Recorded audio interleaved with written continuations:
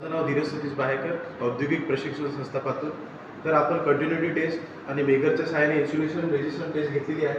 तर त्याच्यानंतर आपण मशीनचं इन्स्टॉलेशन केलेलं आहे. हे कंट्रोल पॅनल आहे पूर्ण.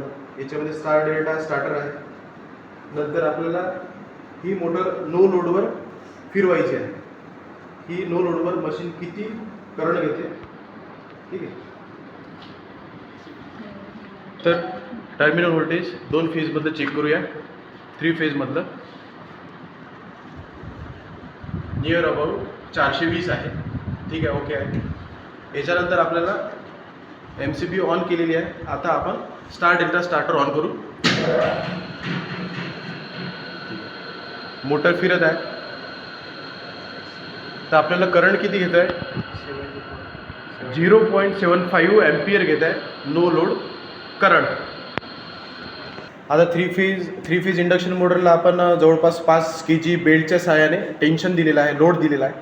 तर आता मोटरला लोड दिल्यानंतर करंट किती घेते हे ऑब्झर्व करणार आहे आपण. तर स्टार्ट कर. मोटर फिरत आहे आणि मोटरने करंट किती घेतलेला आहे, 2.21 एम्पियर.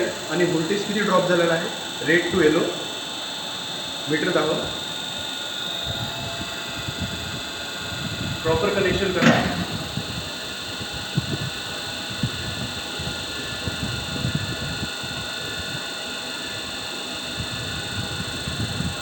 $418 थोडं फ्लक्च्युएटिंग आहे.